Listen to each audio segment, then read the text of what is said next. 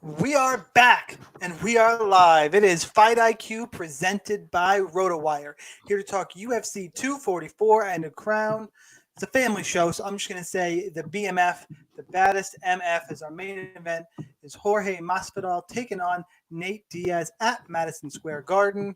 We are back. First time on this rotation of bringing you these shows just for pay-per-view cards. I miss some of you guys. I mean, a little less the co-host, but I miss you guys in chat. I am your host, the Daily Fantasy Sniper.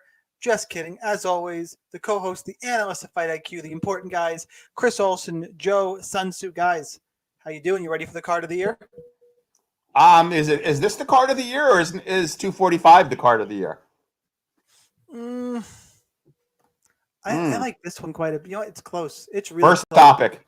I think this is a really, really tricky card for DraftKings. I have some solid wagers that I like, but for DraftKings, I mean, I am spreading all over the place. Phrasing. Uh-oh. Oh, we lost Sean. Sean, somebody tap on the glass and see if we can get Sean back. Ah. Yeah, I don't see it working, dude. So we will let Sean know that he's frozen here. Yes. Let me. Sean is frozen. Hey, I'm back. He's back. I hear you, but I don't see you're not moving. It's quite a trick. So guys who live in the Northeast, particularly New York, New Jersey. Yeah. Well, what he was about to say is that we had a big storm and a lot of bad weather, but in New Jersey, we have a higher quality of internet than they do in New York. So apparently, I have been without disruption, unlike our good friend, the DFS Sniper. So same here. This is Murphy's Law. Actually, we see him now. Look at that. Sean? Yeah, I'm back again. All right. Keep disconnecting, unconnecting. I don't know if you guys heard me, but the windstorm here in the Northeast just kicked my house's ass. So luckily no trees went down. We're okay. So if I go out at any point, Chris will pick up the slack for a little bit until I get back in. Nice. I'm here for it. Did you guys finish doing your intro for the card? I missed a little bit. No, I think Joe was still going. Or no, are you good? No, I'm good. Okay, I just gonna say for my intro, I guess I'll do I'll say that we are once again giving away a prize pack for this card, and we'll do it the same way that we've done, as I think Sean is frozen again. But we're going to do it the same way that we did it last time, which is, and I know that there was some confusion about this last time, mostly my fault, but we're going to do combined significant strikes in the main event for the two participants, and that will be, again, for the main event, for a RotoWire prize pack, including mouse pad, T-shirt, hat, all that good stuff. So that's going to be our prize for the end. And as far as this card goes, I love it. I think it has everything that a pay-per-view fight card should. It's well matched. All the fights have meaning. It is it's tough to call, which is the hallmark of a good pay-per-view card. And it has a lot of good fighters, a lot of good fights, and I'm excited to get into it. While I have internet connection, let's dive in here. Hakeem Dawodu, 86. Julio Arce at 7,600. Line on this fight. Dawodu the favorite, but it's pick 'em now, -120. You know what? Maybe I should just take. Yeah, I think maybe that's the way to go. Okay. All right. Well, as Sean was saying before, he was so rudely interrupted by his internet. Our first fight is. Holy shit! Oh, here he comes back. All right, our first fight is. You want me to just take it? If I'm gonna restart. Okay. And then, guys, sorry guys, you're seeing some behind the scenes here. All right. Well, Sean's gonna restart. I think we're gonna give it one more try on waiting for Sean, or should I just go? Why don't you go, man? Because he's gonna have frequent breakdowns. Okay. So I will be your lovable host for the time being, meaning nobody can stop me in my ranting, which was my plan all along. Sean has been downgraded to analyst. Yeah. So the horror. So our first fight is Hakeem Dawodu versus Julio Arce. Dawodu is at 8,600. Arce is 7,600. As far as the lines on this fight, as I vamp until I get to them, Arce is a plus 110. Dawodu minus 120. So pretty close lines there. So this is a pretty interesting fight. I think we've seen exciting moments from both of these fighters. I think this is a pretty good contenders fight. I'm excited to see it. Joe, what do you got on this one? Yeah, I'll be honest. I mean, aside from Maia Chookagian, I really don't care a ton about this fight. I mean, really? Well, yeah. I mean, let's put it this way: as a fight to watch, let me rephrase that. I don't really care a lot about this fight for DraftKings. I think as a fight to watch, you've got two stand-up fighters, good camps, should be interesting. Arce is a former Golden Gloves boxer, Tiger Schumann, against Dawodu. He's okay. I mean, I don't know that I think maybe he's underperformed a bit in the UFC. Again, I don't love this fight for DraftKings, but I have to pick a winner. So I'll go with the local guy, Arce, but it is not a very confident pick. And I'll be honest, I did look past this fight for the most part. So I'll give you Arce, but without a lot of confidence and knowing that there was only one other fight that I will have less exposure to in DraftKings than this one. Fair enough. Before I continue, I have to say that I just got a text from Sean. I don't know if you guys saw that. He tried to come in while Joe was talking. He couldn't get in. He says he thinks he's out. He can't negotiate the connection. So it's going to be an impromptu, unexpected two-man booth this time around, guys. Sorry for that. If you guys were banking on Sean, I don't know what kind of person is actually banking on Sean for these things. But if you were, sorry, guys. It looks like he's out here. But we will carry the rest of the show and on with the show. And as I said, I'm actually pretty interested in this. I think that these are both two really good prospects who we've seen a lot from. As Joe said, Arce, the former Golden Gloves boxer. My problem with Arce is he tends to back himself up a little bit and back himself up way too easily. And because of that, he has, close fights with people he really shouldn't have close fights with. The last of those being his last fight against Julian Erosa. Now, he did win that fight in impressive fashion with the head kick, but I think before that, the fight was way too close. He was getting way more touched up than he should have been. Now, I will say that Dawodu is susceptible to counter shots. We've seen that throughout his amateur career, and of course, we saw it in his fight with Danny Henry. But I guess what I'm doing here is, and I do think it's a close fight, but I think what I'm doing here is picking the speed and athleticism and power of Dawodu to win the day against a retreating fighter just looking for counter shots who doesn't have all that much power in his hands. So I'm going to go with Dawodu here. I do think it's a close fight, but my pick is Hakeem Dawodu. And as I am the host now, we will go to the next fight, which is Lyman Good versus Chance Rencountre. Lyman Good can be had for $8,400. The price on Rencountre $7,800. Lines on this fight again, a pretty even matchup here. We got Rencountre at even money at plus 100. Lyman Good coming back at minus 110. Now this is an interesting one. I think that Chance Rencountre is a guy that I think most of us wrote off in the UFC after that fight with Bilal Muhammad. Got pretty well dominated, and I think most of us, and I'm speaking for myself, and I think you would agree, expected Nardiev to beat him pretty handily. Didn't happen. Chance Rencountre got his grappling game going. He's a big, long, lanky fighter. He is a tough top control grappler. That makes this interesting. I'm going to kick it over to you again first, Joe. What do you think of this matchup, and can Lyman Good stop the grappling enough to land the big shots against Rencountre here? Okay, so here's the narrative. In a 3-round decision fight, Rencountre hit 4 significant strikes. So he scored a total of 54 points, and that was due to two takedowns and 4 advances. So he's not a prolific striker. The fight before that, he won by sub against Kyle Stewart, but he only had 6 strikes. And then in a 3-round decision loss, to Bilal Muhammad, which, by the way, was a short notice fight for him, 16 significant strikes. So this guy is pretty much ground or bust. And even if he grounds down Good late, he's not going to score a lot of points. So let's move over to Good.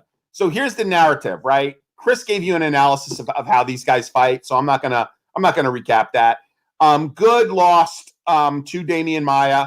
Maia just put his Damian Maia moves on Good and choked him out. I believe it was actually a standing choke, where he hopped on his back up against the cage. I don't think it ever actually made it to the ground, that fight. So, the narrative is, oh, well, he's submittable. Well, I mean, look, Damian Maia, no one's going to confuse Rencountre for Damian Maia.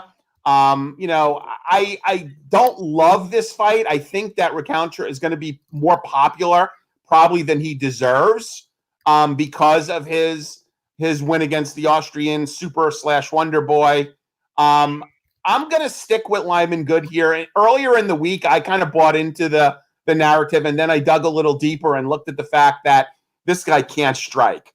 Now, my pick on Good is tentative because I did not like what I heard when he fought Elizy Zalescu, where his corner said, "Well, you got to let your hands go," and he's like, "I'm afraid of getting knocked out." That's not something you want to hear of a fighter. So I'm going to pick Lyman Good. This is not a fight I'm going to have a ton of exposure to on DraftKings, but I will pick Lyman Good. Yeah, my pick is tentative too. I want to pick Lyman Good because I think that, look, Chan's Rencountre gets hit a lot. Even in that Nardiev fight, he was getting hit a lot. But I just can't get past the fact, well, there's two things. One is the wrestling and grappling, which we covered. The other thing is he doesn't really check leg kicks. His response to leg kicks is just trying to take you down off of them, as he did in the Zaleski Dos Santos fight. I think the Chaz Rencountre has a good leg kick, and he's not a great wrestler, but he is a willing one. And I think that persistence might pay off here. It's really a close fight for me. I think I'm going to give the slightest of leans to the dog here in Rencountre, just because I'm nervous about what's going to happen if Rencountre gets his top game going. Again, like I said, his frame is very good for top control. And so that I think they're going to be in a lot of close range situations where Rencountre is going to be able to clinch and maybe bring him up against the fence. So it's the slightest of edges to Rencountre, but Lyman Good hits hard, and Rencountre is very hittable. So that knockout is definitely something that can occur here. But we go on to the next fight, which is Jennifer Maia at 7,300, the dog, taking on Katlyn Chookagian at 8,900. Lines on this fight. Jennifer Maia, plus 140. The comeback Chookagian now, minus 150. It looks like that's had a little bit of movement in Maia's favor since I last saw it. I'll go first here and then throw it over to Joe, just maybe break up the monotony here. I think that, when this fight was first matched, I kind of wanted to pick Maia. But ultimately, what I fell back on was my old maxim of that I really believe in combat sports, which is kickbox the boxer, and I think Chookagian's going to have a lot of opportunities to do that here, especially in her more recent fights. I like how she ends all her combinations with a kick. I like that she throws in combination, even if she's not the hardest puncher. And Maia, although she is a hard-ish puncher, I don't think she's got anything close to anything that you would call knockout power. So I'm not really worried about that for Chookagian. Chookagian has been staying in the pocket more, hasn't been dancing around as much, which is sort of a double-edged sword. On one hand, she gets to sit down in her strikes more, but on the other, it makes her more hittable. She got hit a lot in the Calderwood fight, but I just think she's going to have a lot of success just being the faster party who kickboxes here. So give me Chookagian by decision, but at 8,900, I mean, her DraftKings scores will almost never get you there. So this is pretty much a pass fight for me, but I am picking Chookagian if you're interested in betting it. Joe, what do you think? So we discussed this a little, Chris, you and I, before we came on, and I love Chookagian as a bet. But her salaries for her 4 UFC fights were 8.7, 8.7, 8.7, and 8.1. At 8.9, Chookagian getting to 10x is rarer than the road teams winning all games in a World Series. Yeah, there you go. And the identical triplets on my bucket list. So I don't actually see her getting to 10x. I would avoid this fight like the plague for DK. I did 150 lineups in the $1 contest. I believe I did 2% Chookagian and 2% Maia. Maia, just because of her price at 7.3, has a better shot of hitting 10x for DK if she wins. I don't like the floors. I don't like the ceilings on either one of these fighters. I will pick Chookagian to win, and I do love her as a bet. I honestly think she's the best betting value on the card. Chookagian by decision is minus 125 on DK Sportsbook. I've already made some wagers on Chookagian. I'm going to make some more. I love that minus 125 line. I would be very surprised if she lost. She was actually offered a title shot against Valerie Shevchenko, but she got married instead. This is a downgrade, obviously, from Val. I see her handling Maia fairly easy, although, you never can tell. Maybe the judges don't buy into the grunts on this fight, but I do like Chookagian here as a bet. Don't like the fight at all for DraftKings. All right, moving on to pretty intriguing fight. One of these fighters, and there are a few on this card who has to answer some questions. That'll be Jairzinho Rozenstruik at 8,700, taking on the old veteran Andrei Arlovski at 7,500. The line on this fight is actually identical to the last one. Arlovski is plus 140. If you want Rozenstruik, you will have to pay minus 150. This fight is interesting to me because I feel like we've already seen Arlovski win a fight like this, where not like this. But what I mean to say is that we've already seen Arlovski wrestle when he knows he has to. I mean, he doesn't do it often, but when he knows he has to, he can do it. He did it against Stefan Struve to great effect. I think he had 4 takedowns in that fight. So we know that he can do that. And Andrei Arlovski, as we know, coming off, maybe his best performance in years against Big Ben Rothwell there, showed a lot of mixing it up in that fight, a lot of tools that, we didn't know he had. Generally, he's just sort of an overhand, but he was popping out a really crisp jab in that fight. He was going to the body. Now, how much of that has been Rothwell just walking after him and being a pretty big target, and how much of that is real improvements from Arlovski? It's a little tough to say, but I do think that his combination of pressuring and being able to wrestle when he can might be able to get this done here. Like, if you look at the fight that Rozenstruik had with the baby there, Junior Albini, I think Albini fought a pretty perfect first round, which was pressure him back with strikes and then go for the takedown against the fence. In the second round, he reached for a takedown in open space and he got himself clobbered. I'm betting that Andrei Arlovski is smart enough, savvy enough to pressure him back with strikes, use the wrestling if he can. But the other thing is just Rozenstruik. He's just been so one note as we've seen him. I mean, the knockout to Alan Crowder doesn't really tell us anything. I don't think he looked amazing against Albini. And look, we've seen Arlovski's chin somehow come back and be the guy that we don't have to worry about him taking a shot or two on the chin. So all those things considered, my pick is Arlovski. I think he gets this done. Rozenstruik can obviously come with the knockout, but that is my pick. Joe, how do you see this one? Yeah, so I like Rozenstruik a fair bit here. It's not without risk, though. I mean, obviously, I'm banking on two things. I'm banking on the knockout, and I'm banking on Arlo not being able to avoid Rozenstruik for 3 rounds. Now, if Arlo is on his bike the entire fight, this can be an ugly, low-scoring, split decision kind of fight, and it's going to eat your lunch for you if you have high exposure at 8.7K. However, I could certainly see Rozenstruik getting the knockout. I mean, even though he's got only 8 MMA fights, he's got a slew of kickboxing fights. I believe he's training with Henry Huff at Hard Knocks, rounding his game up. I do like him here. I will have some Arlovski. I mean, scoring a heavyweight fighter scoring 100 points in a decision with no knockdowns is very rare. But Arlo did that last fight. I don't see him taking that kind of risk with Rozenstruik. If he's smart, he'll stay on his bike and try to counterstrike. I don't think he's going to go for a takedown. I mean, look, Struve is very takedownable. I know that's not a word. I could probably take him down. He's so darn big. You just have to get underneath him.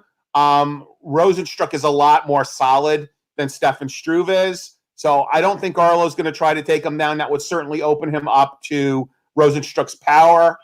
So I am going to take a flyer on Rozenstruik to win this by knockout. I do think that the risk here is a very low floor. Arlo's on his bike. Rozenstruik chases him. One of these ugly split decisions where you get 50 or 60 points of your winner and your loser has no floor. So that is the risk if you're playing Rozenstruik. But I'm going to take a shot that Arlo does get knocked out here and that his bad shin comes back. Well, I will just say that Albini was able to take Rozenstruik down. You don't think that Arlovski can? I mean, he generally doesn't look to wrestle as a rule. I mean, the first time we saw him really wrestle was against Stefan Struve. The guy's 6'10". I don't know that he wants to open himself up to the power shots of Rozenstruik, but we'll see. I could be wrong. Fair enough. We will go on to the next fight, which is Edmen Shahbazyan at 8,300 taking on Brad Tavares at 7,900.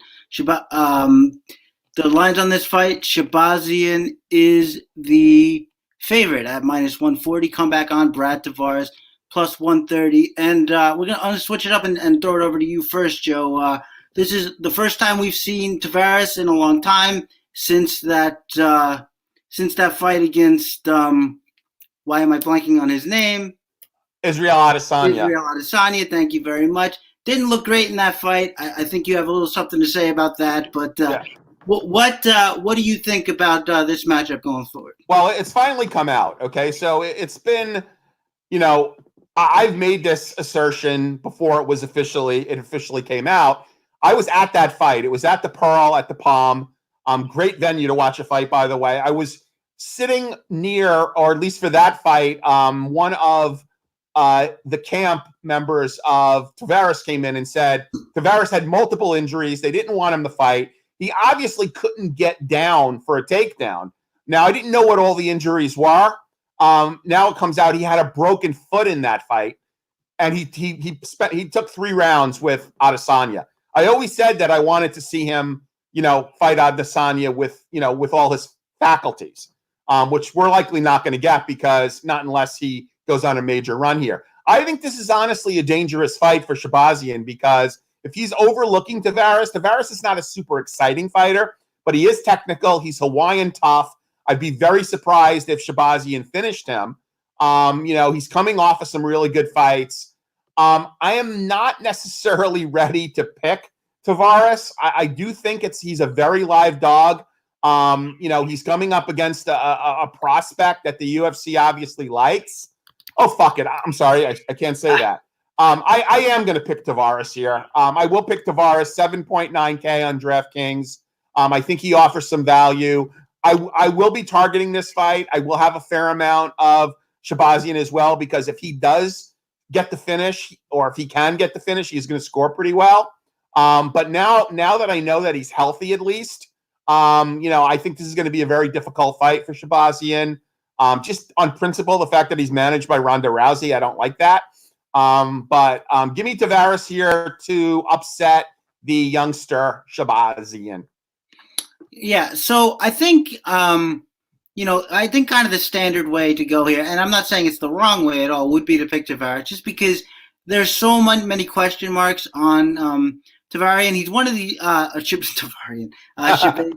He's one of these guys who comes in, and we have a lot of them here. We have a lot of them on this card, at least quite a few of them, who, despite them being in the cage a few times, we still have a decent amount of questions about how they'll perform.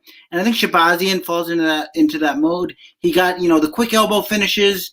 He got the quick sub finish against the Jack Marshman, who, is allergic to stopping a takedown. And even if he could, His only defense to a ground game is to give up his back and try to stand up.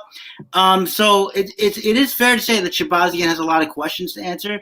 I'm gonna give him a slight lean here though, just because I favor the aggression, I favor the combination throwing, and I favor his power. Tavares has traditionally had very good takedown defense, so that'll be interesting if Tavares tries or if Shahbazyan tries to take him down. It'll be interesting to see. But I just think that if you can get in Tavares' face, you can fluster him a little bit. We've seen him knocked out before. I don't think it's an impossibility. I think that it'll be very interesting to see how he handles the pressure of a young, hungry lion who's going to come in there with sharp combinations and a lot of power and going to try to take him out of there. So I'm giving a slight lean to Shahbazyan. I like Tavares as a good, solid boxer who can do a little bit of everything, but I'm going to take the hype, I guess, on this one, albeit very slightly. I'm going to go Shahbazyan. But from there, we move on to our next fight, which is Shane Burgos at 9,300 taking on Makwan Amirkhani at 6,900. The betting line for this fight, Shane Burgos is up to minus 225, while Amirkhani can be had for plus 205. I'll take this one first. Go for it. I've never been, thank you, Joe. I've never been a big fan of Shane Burgos. I think he gets hit too much. I think while he does show some good head movement, it's very sporadic where he'll show good head movement at one stage and then all of a sudden Cub Swanson is leaping into the pocket and hitting him with a three-punch combination. So I do think that he's a little bit hard to trust in the defense department. He's sort of what I would describe as like a combination counter fighter where like he'll throw his jab, he'll throw a little 1-2, whatever, but what he really wants to do is make you miss so he can throw that 3 or 4 punch combination. And he can do that against Amirkhani, I think, because Amirkhani sort of just throws lazy strikes, and I think Shane Burgos could really light him up. I mean, as much as they talked about how Amirkhani was really focusing on his boxing before his last fight, I mean, he pretty much got outboxed by Chris Fishgold, who is a grappler by reputation. As it happens, Amirkhani outgrappled him and got to the submission, and I think that can happen here. I'm very interested to see because we haven't had Shane Burgos have to deal with a lot of wrestling in his UFC fights. He did fight Charles Rosa, who is a good grappler, but doesn't wrestle all that often, at least in his current iteration. So I'm very curious to see how his takedown defense holds up against somebody who's really going to go for it. I do think he can be subbed out. We know that Burgos has a little bit of ground game himself. He subbed Kurt Holloway after being knocked down. I think if this stays on the feet, it's entirely Burgos' world, just because I don't trust Amirkhani to have a consistent boxing game to be able to deal with the power and the pressure. But if this goes to the ground, it will be interesting. It will be interesting to see how Burgos deals with a pretty good grappler in Amirkhani. So my pick is going to be Shane Burgos, but I think Amirkhani is definitely live as a very cheap option here. What do you think, Joe? Yeah, I think we're both the same way.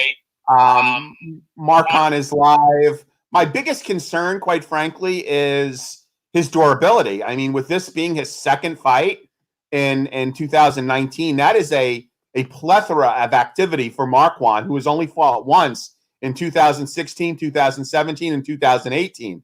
So the fact that he's already having his second fight here in 2019, I'm just hoping he doesn't wear out. All kidding aside, he has taken some boxing matches. Apparently, he's been working on his boxing. I don't know what level of improvement. It seems like he's doing more modeling than fighting. I do see him live to a potential sub. I also agree with Chris that if it's standing, it's going to be Burgos. I think that he's going to be fairly popular because at 6.9K, he really opens up a lot at the higher end. And usually when we say stars and scrubs, right, we don't mean Corey Anderson and Kevin Lee. We're not accustomed to them being priced so low. So you really could build a fairly top-heavy lineup by throwing in Marcon and then, either Lee or Anderson and have a real top-heavy lineup. So I think he's going to be fairly popular. My good friend Brett Apley talked me a little bit off the ledge on being underweight to Burgos. He thinks Burgos is a good pivot because of ownership.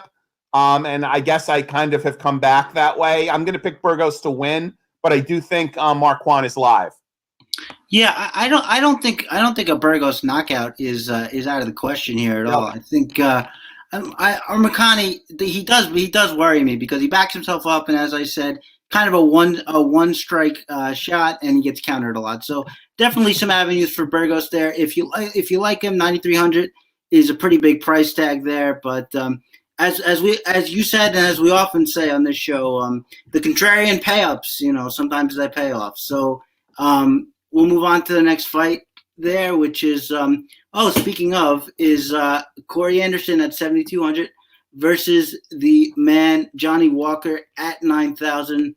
Odds on this fight, Corey Anderson is a comeback of 145, while Johnny Walker is minus 155. And I'll throw this one over to you first, Joe. We have another one of these guys that I was talking about, kind of in the same vein as Shahbazyan, where they have a lot of unanswered questions. They've been in the cage 3 or 4 times now, but it feels like they've had no time at all. So how do you gauge Johnny Walker, and how do you see this matchup going? This is pretty straightforward narrative, right? So either Corey Anderson is going to wrestle Johnny Walker, or Johnny Walker is going to, chin dance Corey Anderson.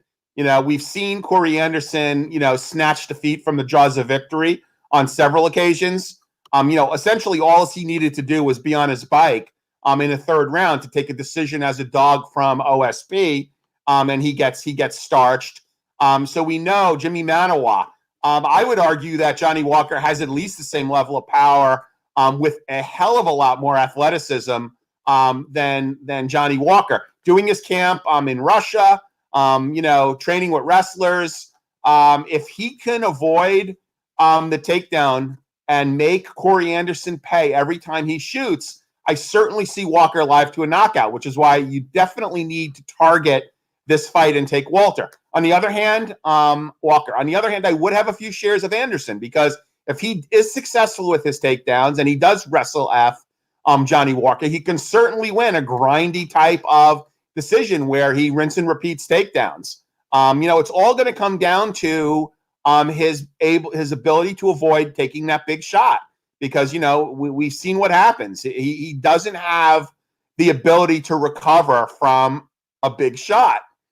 So I'm going to pick Johnny Walker here because I think he does get through the takedowns. But I'm going to have a couple shares of Corey just in case. Corey can avoid the big shot and get some rinse and repeat takedowns. It's not going to take much at his salary to pay. So I'm going to play Walker for the knockout. I'm going to take Anderson for grappling points and a decision win. And that's how I'm going to play it. I agree with you about the nature of the fight. I think that it is very binary. What I would say about specifically to the point of Walker's chin, it looked better against Alir Latifi. He took some hammers in that fight. And not Walker's chin. You mean Anderson's chin? Anderson's chin, yes, yeah. Yes. So he stayed in that fight. So it's at least something to be considered. I wouldn't say that all of Anderson's chin issues are magically gone, but it is something to be considered. I think that look, we still don't know the answer to a very important nagging question, which is what happens when somebody gets past that initial explosion from Johnny Walker. Right. And if that does happen with wrestling, I think that Corey Anderson is going to be able to have a lot of success here. Now, the only way we can go back is if we go all the way back to his Contender Series fight, being Johnny Walker against UFC veteran Frankenstein, whose real name I forget. Henrique. Yeah. Sorry. Where basically Henrique just tried to wrestle him, and Walker won that fight, but it was a grind through rounds 2 and 3. And I think Corey Anderson can accomplish much the same thing here. In short, it's just really hard for me to pick Johnny Walker as the winner, just because I haven't seen him really tested to do almost anything in a UFC cage against against real UFC competition. And Walker is going to be by far the most athletic guy he's faced. I would say Anderson rather. I would say Walker is obviously more athletic than Anderson, but it's not an absolute blowout the way it was against guys like I can't even remember the heavyweight boxer, Justin Ledet, and guys like that. So Roundtree, well, Roundtree's pretty athletic, but he just kind of got caught in the clinch and stuff like that. But yeah, so that's where I'm going with this. I of course acknowledge that Walker can knock out Corey Anderson. Of course he can. He can knock out anybody. But I need to see how he's going to be against UFC competition in a 3-round fight where he actually has to fight, which we haven't seen at this level yet. So but for that reason, I have to pick Corey Anderson here. Of course, Walker being live to a knockout. And as I forget my role as the host, but we will go on as I now remember that we are talking about Kevin Lee at 7,100 facing Gregor Gillespie at 9,100. The odds at this fight are Gillespie as a -150, Kevin Lee comeback +140. This is a fight that's actually pretty straightforward for me. I'm on Gregor Gillespie pretty heavily here. One of the main reasons is the gas tank of Kevin Lee, which we have seen let him down in multiple fights and in back-to-back fights against Iaquinta and then against RDA. I just think that the relentless pace that Gillespie keeps is going to be too much for Kevin Lee here. Credit to Kevin Lee, his boxing actually looked pretty improved against RDA. I actually thought it looked pretty good. I actually thought if he stayed on his feet, he would have had a better shot in that fight, as sort of wacky as that may sound. But I just think that Gillespie is just going to tire him out. Kevin Lee doesn't have cardio to go the distance, especially if he's grappling. If you remember in that Iaquinta fight, he got tired having the advantage and having the body triangle is what made him tired in that fight. And Iaquinta's escape is when he started to rally and gain momentum. And I just think it's going to be too much for Kevin Lee here, even if he starts out fast, which he can do. He's a talented guy. I just think Gillespie's pressure and pace is going to get the best of him. And so this, to me, is a Gillespie win pretty clearly. Joe, you agree with that, or you see it differently? Yeah, no, I'm really looking forward to this fight. First of all, I'm not making too much of the camp change to TriStar by Kevin Lee. Generally the rule of thumb is you don't really expect to see improvement, after one camp. I mean, yeah, it's great that he was training with GSP. Kevin Lee, it's interesting. I think he has a significant striking advantage over Gigi. Gigi does not like to be hit. And I know that sounds like moronic because who does like to be hit? But there are some fighters that are okay with getting hit and trading, giving one to take one, taking two to give one. Gigi is not that way. He gets cut pretty easily. I mean, everybody who he's fought has been able to hit him, including Holbrook. He's just such a dominant wrestler. I think a takedown a minute is the stat I heard, which is amazing. Now, Kevin Lee is a good wrestler. He's an MMA wrestler. He's had some success with it. Look what he's done to Edson Barbosa. I'm really I think I might be looking forward more to this fight than the main event. I think it actually plays in Lee's favor that it's only a 3-round fight. Less opportunity for him to get tired. I don't think anyone's had an easier run in the UFC than Gregor Gillespie. I mean, if you look at the 6 guys that he's beaten, 4 of them are no longer in the UFC. Believe me, I am not crapping on Gregor. I mean, he's fought who the UFC has put in front of him. This is the big test for him. He's, I believe, 33 years old. He's 8 years older, I believe, than Kevin Lee. Lee needs a win to get on track. There's a lot of narrative around this fight. With all that said, you would think I'm picking Kevin Lee. I'm not. I'm actually picking Gregor. I'm gonna give him the benefit of the doubt in stepping up. However, you'd be foolish in mass entry GPPs not having a few shares of Kevin Lee, because I would be far from surprised if Lee actually could get the victory here. And look, this is less than a 2-to-1 line. You don't normally see Lee as this big of a dog. He's in desperate need of a win. Now, there's some additional narrative surrounding this fight. John Morgan of MMA Junkie noticed a bump on Kevin Lee at weigh-ins. The prevailing thought is that he may have yet another staph infection, which he had when he fought Tony Ferguson, and definitely wore on him. If that's the case, I definitely like Gregor a lot more, and I would look for line movement. And if you see the line moving big time in the favor of GG, I would put a lot more credence in the staph infection theory. I don't know if you got current lines up, Chris, but I'm going to pick Gregor to win here, but I would certainly say have some shares of Lee. Watch out for news on whether he's got a staph infection or not. That seems to be the prevailing thought.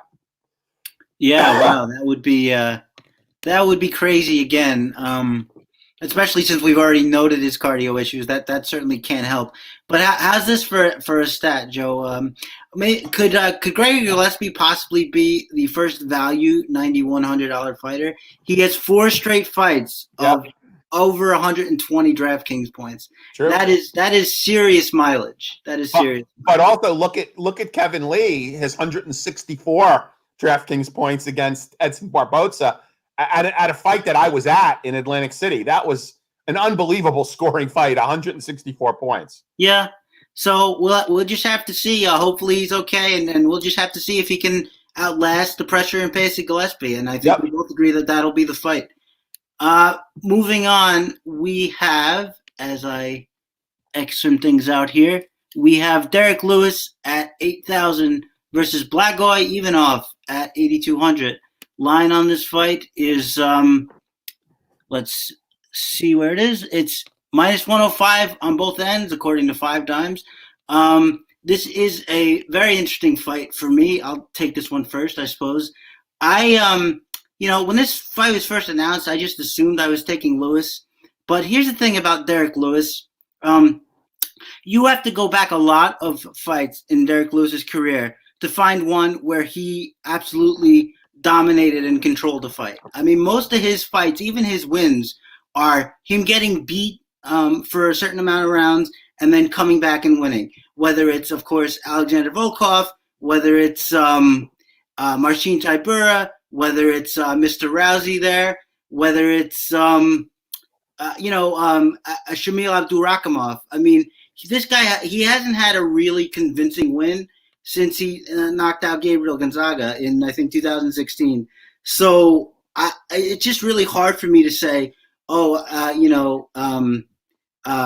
can go in there and smoke him, particularly since, Lewis is a guy who's been hurt to his orbital bone in multiple fights. He's been hurt to his belly in recent fights. He's got back issues. He's got knee issues. Now, to his credit, and maybe to keep the Lewis boosters from jumping off a bridge, he does look in good shape. I've seen him in interviews. He looks in about as good a shape as I've seen him in a long time. But I don't know. I mean, Blagoy Ivanov, to me, he took some big steps forward in that last fight. And I know you can say the last fight doesn't look too good now that Tai Tuivasa has lost to Spivak, but Spivak out-grappled him and won. Ivanov basically outboxed him, and he did it by using a very crisp jab, a very crisp left to the body, which, as I noted, Lewis has his body issues. Some sharp counters, which actually dropped Tuivasa once. He can use his wrestling too. He's a sambo judo guy. We saw a couple snap downs in that Tuivasa fight. Now, Ivanov gets tired too. There's no doubt about it. But I just think that he's a more complete martial artist. I think he's a better boxer, and I think he should have this. But I certainly wouldn't rule out Lewis winning this fight, as he wins every single one of his fights, which is he's losing and then lands a hammer from hell somewhere and knocks his opponent out. So that is almost certainly in play. But if you're asking me who I pick based on the skills in the fight, I am taking Blagoy Ivanov. Joe, how about you? Yeah, so not only is Lewis in shape, he's healthy.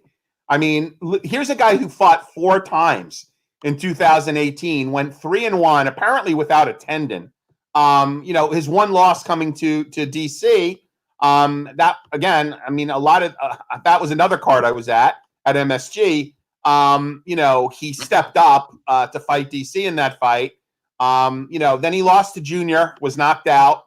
And now he took a much needed 8 months off, got healthy. I'm going to give him the benefit of the doubt here. Look, Ivanov is tough. I mean, here's a guy, I mean, his backstory is pretty well known. He was stabbed in the, essentially in the heart, in some kind of bar fight, drove himself to the hospital. I mean, that's pretty tough. He danced around Junior Dos Santos in a fight. I'm thinking he likely lost the fight against Ben Rothwell. I thought that was a bad call. He beat Tuivasa in a decision. I'm going to go with Lewis here. I'm going to give him the benefit of the doubt. I will have some shares of Ivanov. This is not on paper your typical heavyweight fight. I mean, normally you see heavyweight fight, you think finish. You're going to get a relatively high score. I would not be at all surprised if this heavyweight fight ended in a decision. Obviously these are heavyweights. They can knock each other out. I think Lewis is more live to the knockout than Ivanov, which is why I'm going to have slightly more shares of Lewis. It's not, I don't see this as a must target fight unless you really have a strong take. I will have shares of both fighters, but I'm going to pick Lewis here. I agree with you that look, he does look in better shape, and it's good that he had the time off. But even with the Mark Hunt fight, he said he was good coming into that fight, and then his back gives out. And so to me, he's just a hard guy to trust. But I can definitely see having both sides, and it's really hard to predict how it's going to end, because I agree with you. I think that a decision is probably maybe just as likely, if not more likely, than either one of these guys getting knocked out. But that's how tough they are. But we'll move on to the next fight on the card, which is a good one. Vicente Luque, 7,700, taking on the favorite, Stephen Thompson, at 8,500. Lines on this fight, another even fight according to 5 Dimes, with both fighters at -105. And Joe, I'll throw this one over to you first. Stephen Thompson, we haven't seen him look particularly good in the cage in a long time. Now, he was looking good against Anthony Pettis. Of course, we know what happened there. But is it that people are overlooking Thompson in this fight, or does Luque have what it takes for him? Yeah, so I think part of the narrative around Stephen Thompson is that he fights extremely boring, and Luque is the polar opposite to that, right? Where Luque is an exciting fighter. However, if you watch the tape on Luque, he is hit way too much for my taste. Everybody he fights seems to get some licks in. He was essentially losing the fight to Bam Bam Barberena, and pulled it together with a knockout with 6 seconds left in the third round. He won a split decision against Mike Perry. Even Derrick Krantz, who I believe was a short notice replacement, got a few licks in before he finished him. So that really concerns me. The issue here is that, Thompson is such a boring fighter. His scratching your nails on a blackboard fight against, Woodley. I don't ever want to see a fight like that again. He just is so hesitant to engage. He's a karate fighter, looks to counter strike, doesn't look for takedowns. So what's going to happen here? I mean, this fight is pretty close to even in the betting lines, which means there's inherent line value in Luque. Thompson was winning against Pettis until he wasn't. And he got caught. Like, anybody could get flash knocked down. I mean, I don't know why you necessarily question his jaw. He has been a guy that's been able to get up from getting hit before. When he got hit by Till and others. And by the way, I thought he won that Till fight. If it wasn't in the UK, he probably would have won. So I don't necessarily think that Wonder Boy is through. I just don't know that he's going to engage Luque. And this could be a really boring, low-scoring fight. Although I could certainly see Luque getting frustrated and then rushing in. And if he rushes in, 2 things are going to happen. Either he's going to get clipped by Wonder Boy, maybe kicked, but clipped, or he's going to run in and he's going to be able to get inside a Wonder Boy and beat him that way. I'm going to.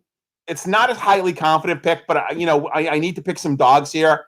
I'm going to pick Luque, with line value. I wouldn't be certainly surprised if Wonder Boy, pulls off a point decision fight, or if this goes to a split again. But I'm going to give Luque a shot here, although there is a lot of risk here. I'm not playing for a floor here. I'm playing for a ceiling by betting Luque. It's not a fight I would touch in cash. I don't like the price point on Stephen Thompson. This is purely a line value play on Luque in the hopes of getting some form of a ceiling, purely GPPs, purely mass entry. But I'll take Luque for the, I guess slight upset, at least as it relates to DraftKings salary. So it's funny because we both have similar reactions to Luque, although our picks are going to be different.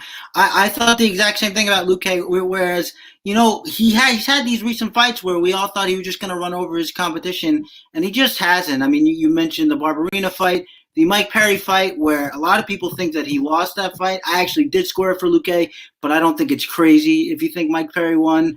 And I think the reason for that, why he doesn't really take over fights when we think that he should, and part of the reason that I'm picking Wonder Boy is that he tends to get caught waiting in space sometimes.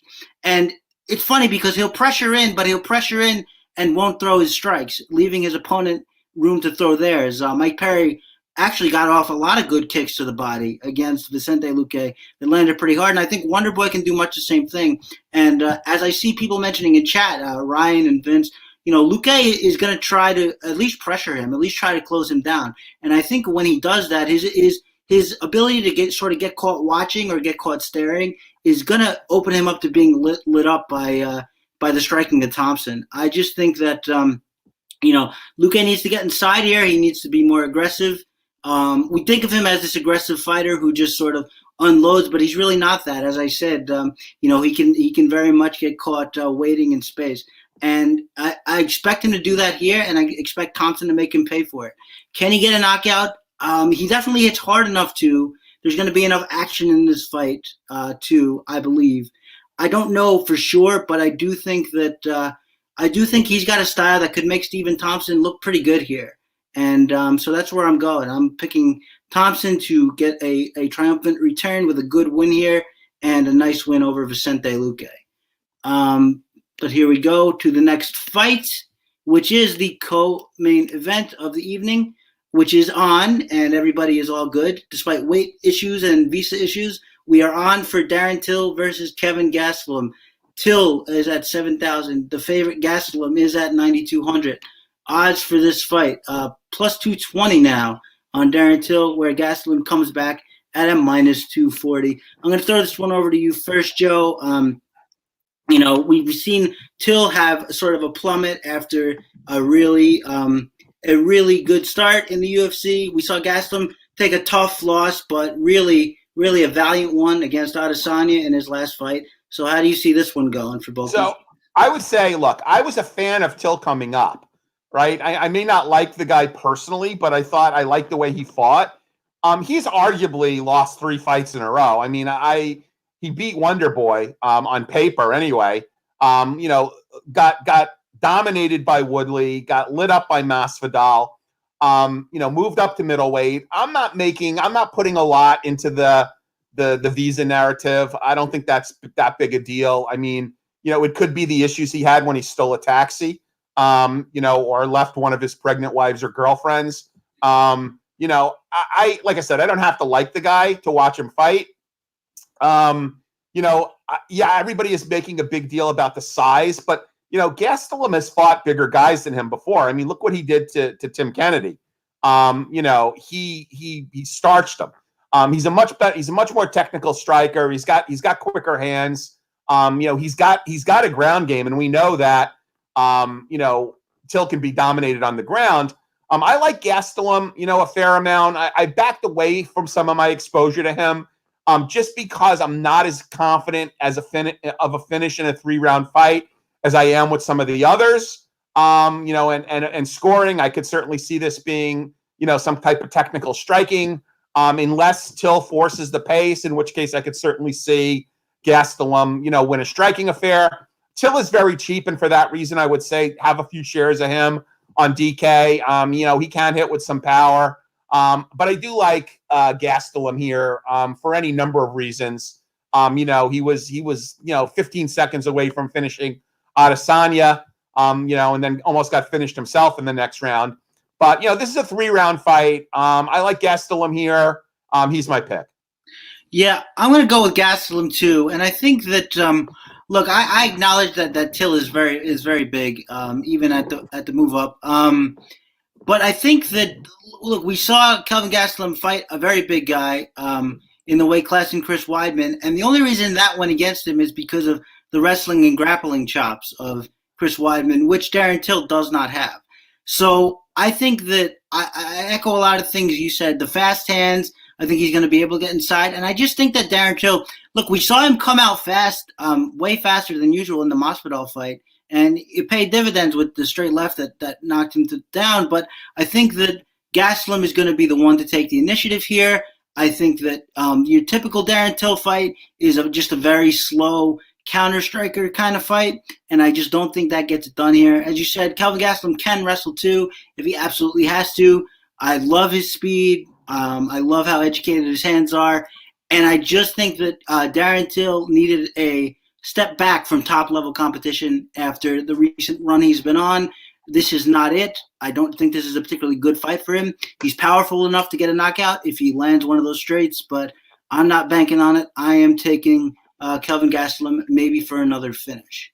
But now we will go to the main event of the evening and the one that everyone has been waiting for, the BMF title. Who is going to take the crown between Nate Diaz at 7,400 and Jorge Masvidal at 8,800. Lines on this fight. Masvidal is the favorite, minus 155. Comeback on Nate Diaz, plus 145. I'll kick us off in this main event here. I think that Masvidal can hurt Nate Diaz pretty badly. And the reason I say that is a couple different reasons. I think that as much as we all loved the big Anthony Pettis win after the layoff and then the call out afterwards, as great as a moment that was, I don't think he looked particularly good in that fight. I think Anthony Pettis was lighting him up with counters when he would step in, especially early. I think we saw him get tired in the second round, maybe as a consequence of the style of constantly rushing in and closing down, which isn't a typical Diaz fight. I mean, he'll do it occasionally, but generally what he likes to do is stand and box in space. And if he tries to do that here, I think Masvidal can light him on fire with his jab and his body kicks. And if he tries to close down, he can hit him with counters the same way Anthony Pettis did, and Masvidal hits a lot harder.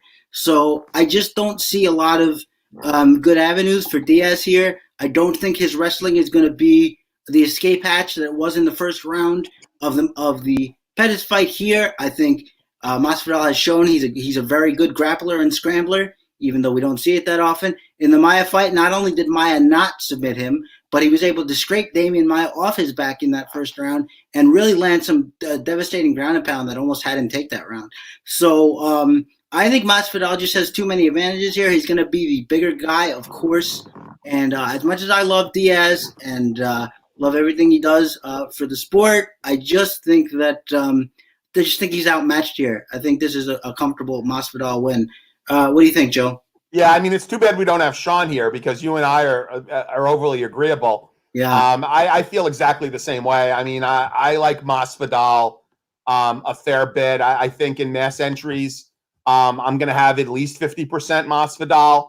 I'll certainly have some Diaz just because. I think, with the exception of maybe pure Brazilian jiu-jitsu, I think Masvidal is better everywhere. He is, certainly, look, Nate is a tough guy, but that could actually work against him here. The way that Masvidal systematically, I should say, just took apart Cowboy Cerrone was impressive. And then, watching him starch Darren Till, obviously the flying knee knockout of Ben Askren, he's been on quite the roll. I like Masvidal here a fair amount. I would recommend having a few shares of Diaz, especially at 7.4K. If you're playing cash, this is a very stackable fight in cash. If it goes the full 5 rounds, Diaz's floor is pretty safe. Although I could certainly see Masvidal starching him. I've even heard some people think about stacking this in GPPs. But I'm going to go Masvidal here. All right. Before we get to hot takes, let me just remind everybody that this is a pay-per-view, and that means we are giving away stuff. We are giving away a RotoWire prize pack complete with mouse pad, T-shirt, and hat.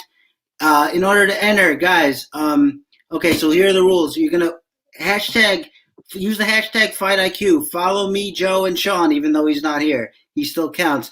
And tell us how many significant strikes that Masvidal and Diaz are going to get combined in this fight. So that's follow all 3 of us on Twitter. That's me, Sean, and Joe. Sean is at the DFS Sniper, for those who don't know. Follow all 3 of us on Twitter. Use the hashtag FightIQ and tell us how many combined significant strikes the 2 fighters will give us in the main event. Okay, now, with that out of the way, let's move to hot takes. Joe, do you have one? Yeah, I think I told you my favorite wager of the card is Chook. And I even like her. I'm going to bet her both ways, but I certainly like her by decision at -125. I also feel fairly strongly that Gregor and Kevin Lee is going to go to decision. You can get Gregor by decision at +150. You put those 2 bets together, you're looking at 7-2 on a parlay or +350.